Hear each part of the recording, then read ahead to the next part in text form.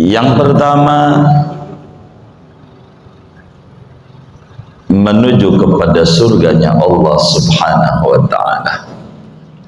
Yang kedua, menuju kepada neraka. Di dalam i'tiqad Ahlus Sunnah wal Jamaah bahwa surga dan neraka telah dicipta oleh Allah Subhanahu wa ta'ala dan telah ada.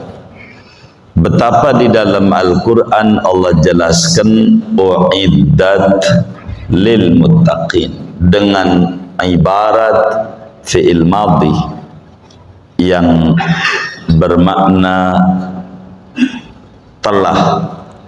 Jadi telah disediakan, maknanya surga dan neraka sudah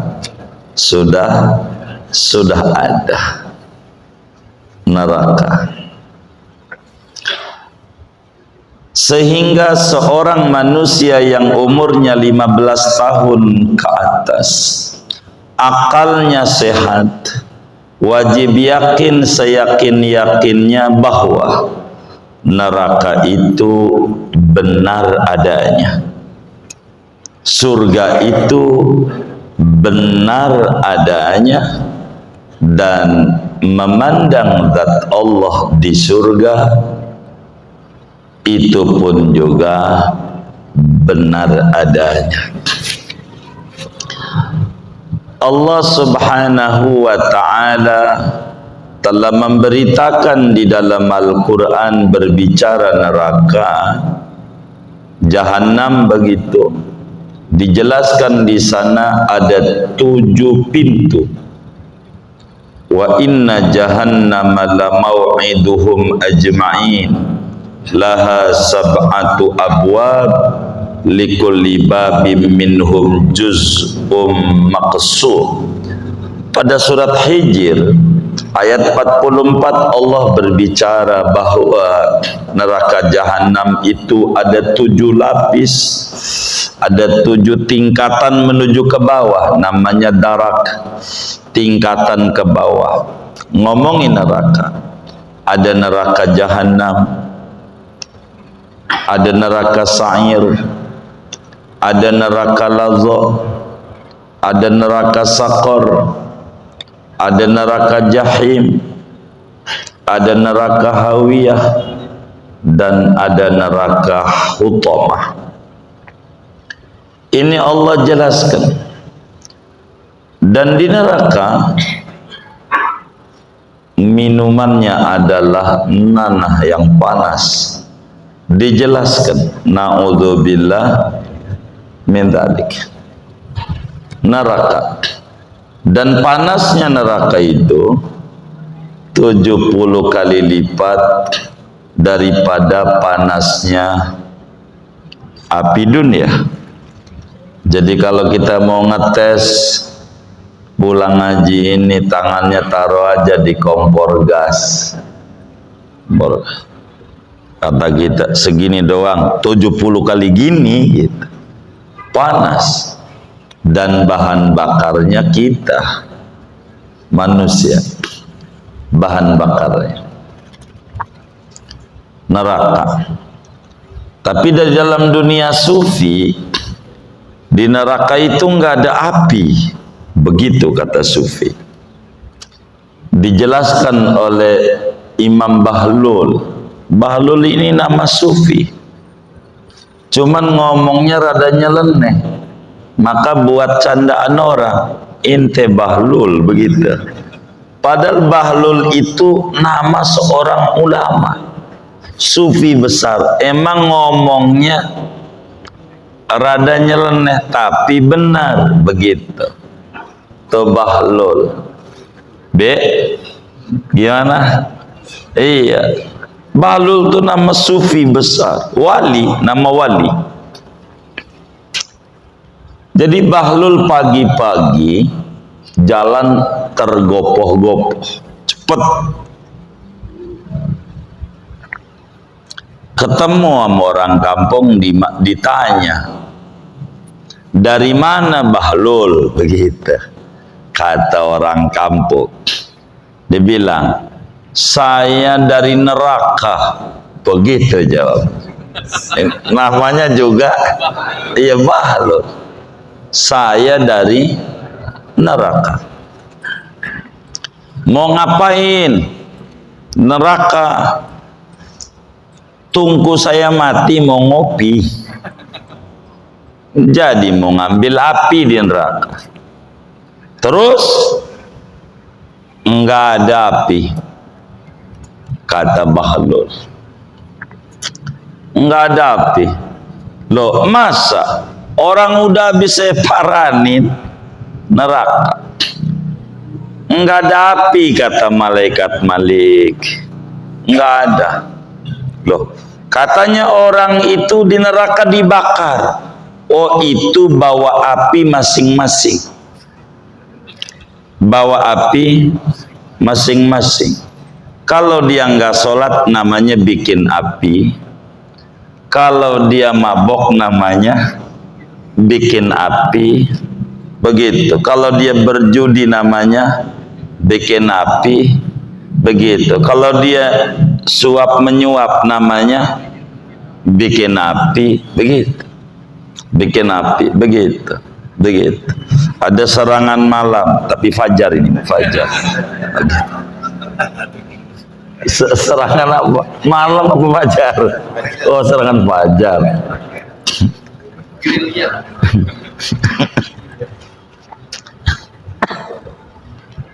Jadi di neraka nggak ada api gitu, nggak ada.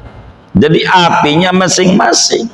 Sehingga masuk neraka itu siksaannya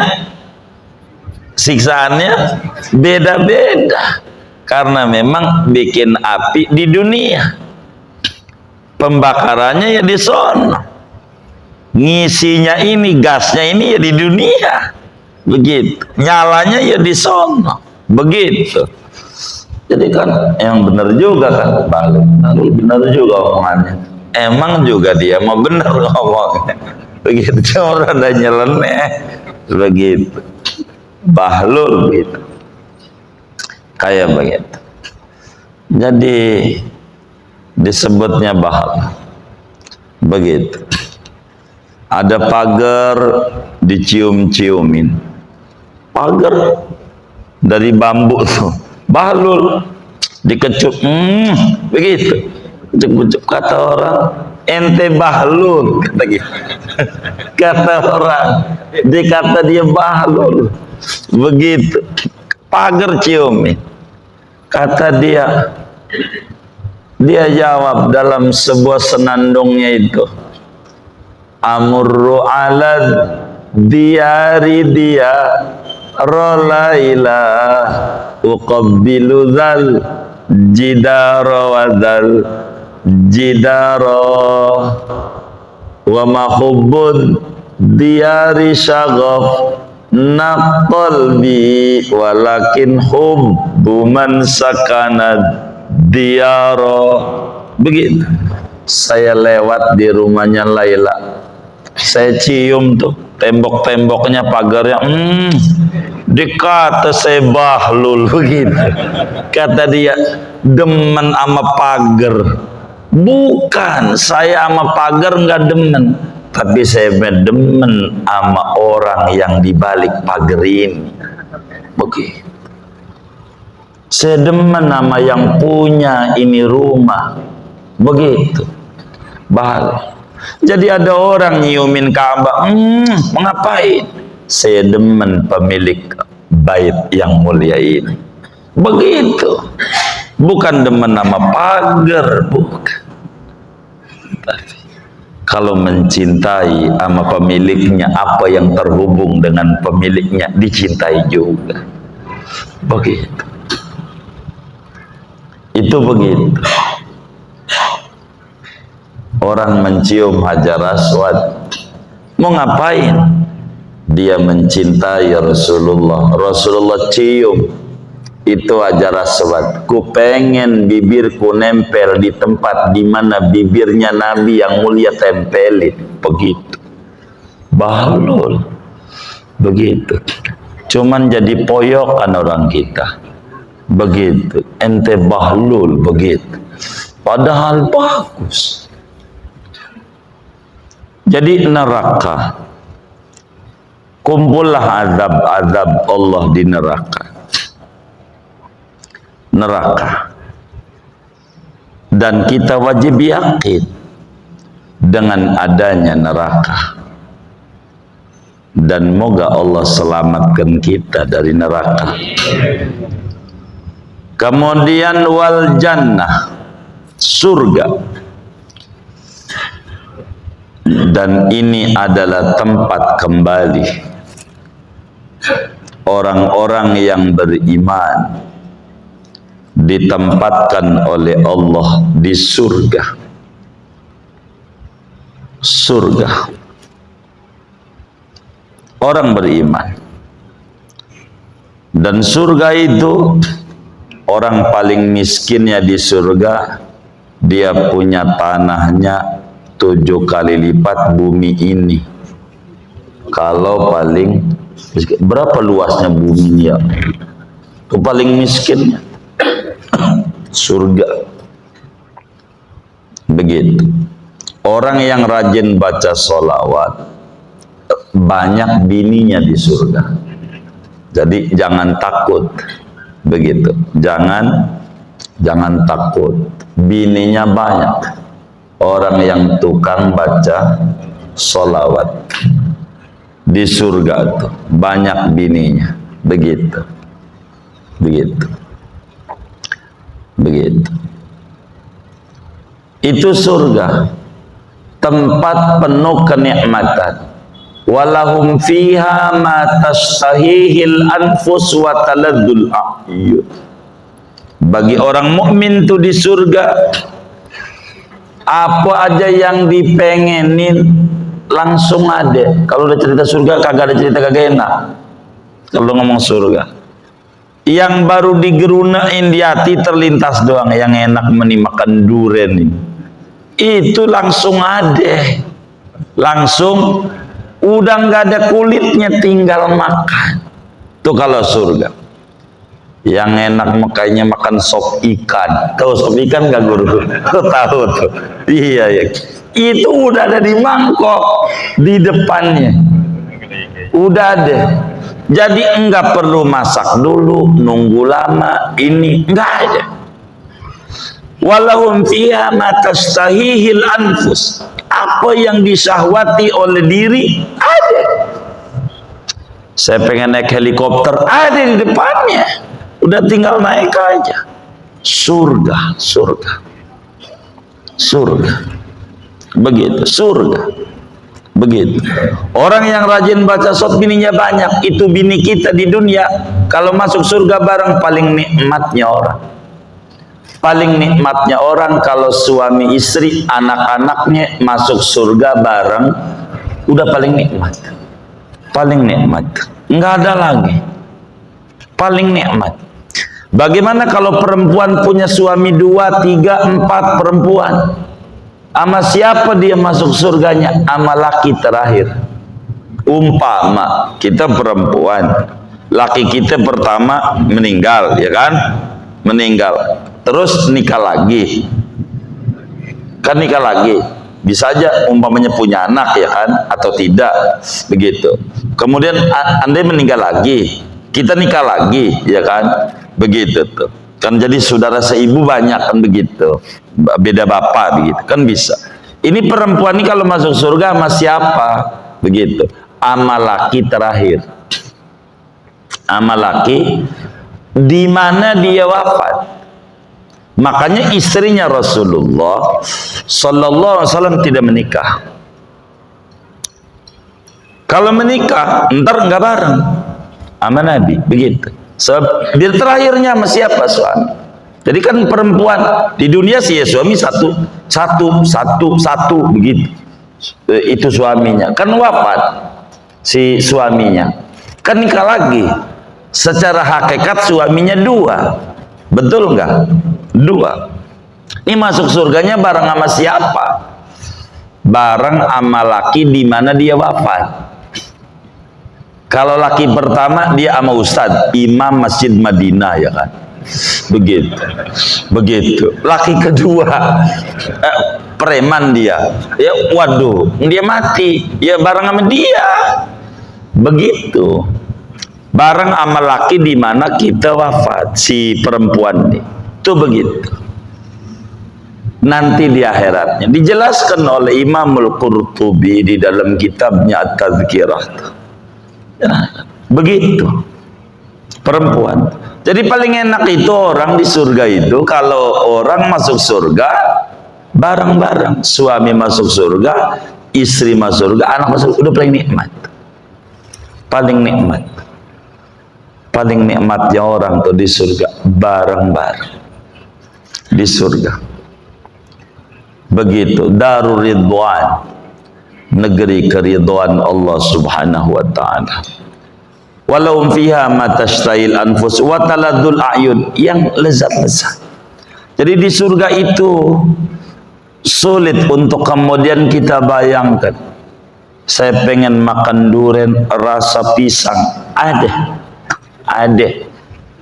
Apa aja ada di surga. Maka disebut orang Jawa sebut swarga gitu. Surga itu swarga. Swarga itu sesuka-sukanya. Gitu. Sesuka maunya apa? Udah bebas. Begitu. Ada sabar, udah nggak ada sabar surga. Adanya enak aja. Udah nggak ada cerita nggak enak. Enak aja. Udah surga. Tapi dari surga itu yang paling nikmat adalah satu, memandang Allah.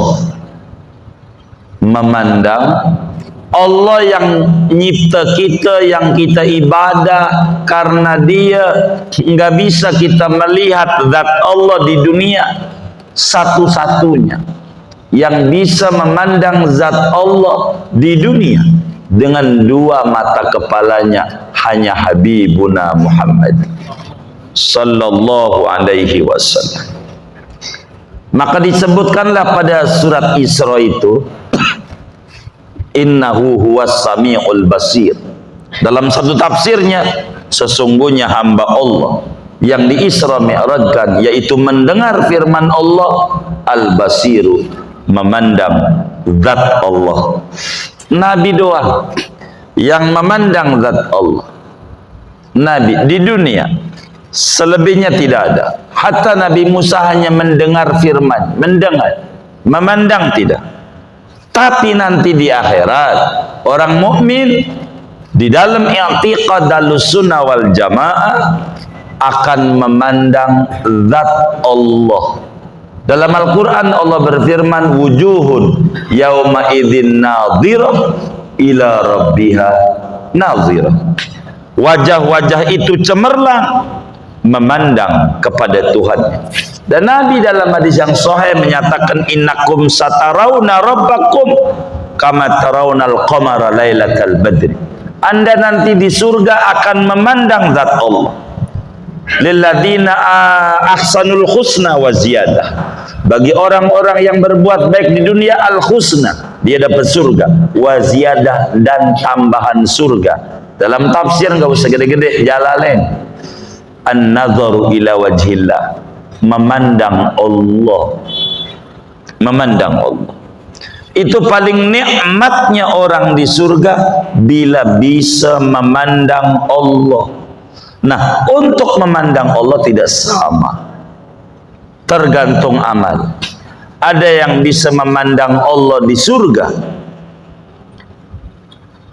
tiap detik, tiap saat. Ada yang memandang Allah sehari sekali. Ada yang memandang Allah seminggu sekali. Ada yang memandang Allah sebulan sekali. Ada yang memandang Allah setahun sekali. Ada yang memandang Allah selama dia di surga hanya sekali. Bagaimana biar kita bisa memandang Allah? Nih mata, nih sering-sering mandang Al-Quran. TV dikurangin dah. Quran. Itu biar kita bisa memandang zat Allah. Quran tuh. Izinin nih mata untuk melihat Quran. Biar kata gitu seain. Saban hari ngapa kita enggak ngasih kesempatan nih mata buat lihat Quran dari 24 jam? Begitu. Betapa hinanya Quran kali di mata kita sampai ogah kita lihat. Bukankah kita yakini Quran adalah kitab suci? Lalu apakah saking sucinya lalu kita enggak sentuh-sentuh? Ini izinkan mata ini untuk memandang Al-Quran. Minta sama Allah, ya Rabb, hamba-hambamu itu boleh dia lihat Quran, boleh baca Quran barang sain, ngapa saya nggak dikasih? Apakah saya ini terlalu kotor ya Rabb sehingga nggak boleh ketemu sama presiden? Masuk istana aja kalau pakai bajunya kotor bisa diusir sama pas pampres. Apakah terlalu kotor saya ini ya Rabb? Sampai kemudian Quran mengadu kepadamu, ya Rabb, tuh orang jangan sentuh saya. Kagak boleh matanya dia lihat saya. Mengapa Quran benci sekali sama saya sampai saya tidak boleh diizinkan memandang Quran? Mesti kita bertanya kepada Allah. Dan kenikmatan yang paling besar adalah dikurniai ladzatan nazar ila wajhillahil karim, kenikmatan memandang Allah, kekasih yang kita ibadah saban hari karena Allah. Kita enggak lihat, emang juga dunia. Ujian keimanan tidak perlu dilihat. Kalau udah kelihatan baru percaya, namanya bukan iman. Iman itu belum kelihatan, baru kita percaya. Gitu, iman. Maka kenikmatan yang terbesar di surga bila kita memandang zat Allah. Caranya memandang Al-Quran. Banyakin doa. Memandang orang tua. Kalau orang tua adik itu masih hidup umpama, datengin, liatin tuh orang tua. Yang paling bagus kalau lagi tidur tuh malam tuh, liatin tuh wajahnya itu, liatin. Dia tidur, dia ngorok, liatin dengan keriputnya dia. Berapa duit yang udah dibuang buat ngegedein kita, nyekolahin kita, ampe tanah aja ditendang sama dia buat ngawinin kita. Ampe kita punya anak, dia juga yang hitanin, yang modalin. Masa memandang orang tua aja nggak mau? Memandang orang tua begitu. Udah nggak ada orang tuanya, datengin kuburannya kalau dekat. Begitu, ya Rabbana ya Karim, anak dituntun ke puncak, timbang liatin pohonan doang puun. Ya Allah, kalau kembang mau pasar kembang di Roblong banyak, bawa itu ke puncak, ke laut no, ke Anyer, dibawa kali aja laut nggak asin kali, dituntun juga tuh anaknya, dibawa juga. Ada yang ke Ragunan, anaknya dibawa ke Ragunan biar ketemu buyutnya, buyut yang jadi raja namanya King Kong, begitu. Itu dibawa sama dia anaknya biar dia kenal sama buyutnya, begitu. Padahal rumah yang dia tempatin daripada babanya, kontrakan yang diambil saban bulan, bukan dia juga tanahnya, tanah babanya. Dia kagak pernah diunjukin tuh si anak, ini lo kubur baba nih, bau rumah yang lu tempatin tuh, ini tanahnya engkong lu, ini lo kenalin. Itu melewat lagi, begitu enggak pernah. Ini mata izinin mandang tuh kuburnya, oh ini rumahnya baba yang sekarang. Itu begitu.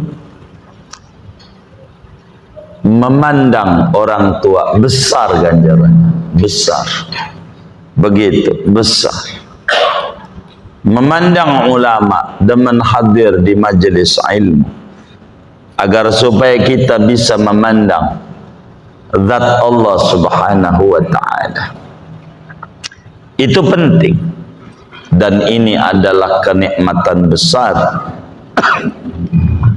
Jadi tidak ada kenikmatan yang diimpikan oleh banyak orang berbicara surga selain daripada memandang Allah, memandang zat Allah. Itu di surga. Dan ini yang kemudian kita harus banyak meminta. Ya Allah, izinkan kami untuk mendapatkan kenikmatan memandang zat-Mu kelak di surga. Di surga. Ketika udah memandang zat Allah tuh orang-orang beriman, dia bakal berkata kenikmatan surga yang tadi nikmat udah nggak ada artinya. Karena puncak kenikmatan itu bila orang itu bisa memandang zat Allah di surga. Dan inilah yang patut untuk kita minta. Allahumma inna nas'aluka ridhaka wal jannah wa na'udzubika min sakhatika wan nar wa la tahrimna ladzatan nazar ila wajhikal karim. Jangan kau hampakan kami kelezatan memandang kepada zat-Mu kelak di surga. Amin ya rabbal alamin. Ketika orang mukmin udah masuk surga, ketika orang-orang yang kafir masuk neraka abadi, mukmin yang berdosa udah diangkat di surga, habislah cerita perkara akhirat. Semuanya nikmat yang gak ada habisnya. Yang di neraka adab enggak ada habisnya. Semuanya khalidina fiha abadah. Semuanya bakal langgam dan abadi. Maka kesusahan kita di dunia sebentar. Jangan kemudian kita susah enggak ibadah, rugi. Rugi. Kalau ada orang kaya, hartanya banyak, kontrakannya banyak, punya apartemen, enggak sholat, umpamanya, enggak puasa Ramadan umpamanya, lalu kemudian masuk neraka. Kalau kata saya ini bukan kata agama, kata saya masih mending. Masih mending. Meski masuk neraka, iya masih masuk neraka masih mending. Mendingnya di mana? Udah ngalamin seneng di dunianya. Mobil banyak di garasinya, apartemen punya, gitu. Kos-kosan banyak, begitu. Lah kita tinggal di petakan kecil, begitu. Enggak puasa, enggak sholat, masuk neraka, celaka 12. Lah, di akhirat sengsara, di dunia lah mana ada enaknya. Bila orang-orang itu enggak ibadah, maka kita kudu ibadah. Maka bagi orang yang berkeinginan pengen masuk surga, pilihan cuma 2. Silahkan Anda bersaing dengan ahli taat dengan ibadah mereka, ataukah silakan Anda bersaing dengan ahli maksiat dengan istighfar dan taubatnya mereka. Orang yang maksiat pada taubat dan istighfar, bersaing dengan dia, bagus. Ada orang rajin ibadah, kita bersaing dengan ketaatannya.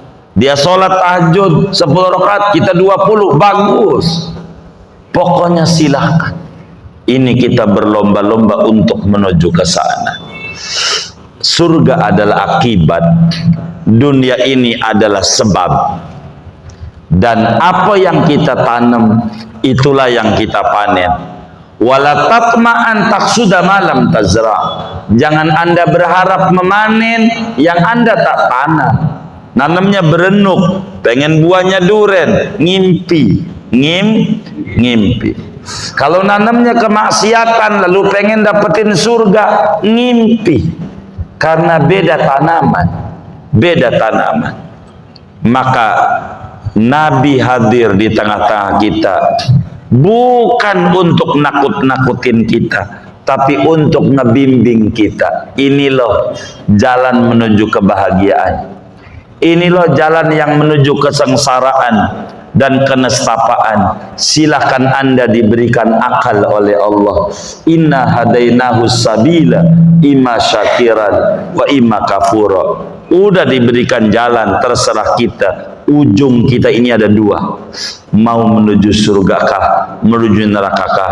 Pilihan ada kita dan ditentukan sekarang di dunia. Begitu. Dan ini yang kita harus pikirin. Begitu. Oleh kita, biarin tuh orang-orang suka sebut hari gusar, katanya sehari tenang. Bukan tenang, gusar kata. Jadi apa kagak? Jadi apa kagak? Katanya hari tenang. Hari tenang apa gusar? Gusar dia, puyeng dia. Karang-karang, gusar. Begitu. Kita pikirin nih. Untuk dapetin ini, maka kita harus fokus untuk meraih ridho dan surganya Allah.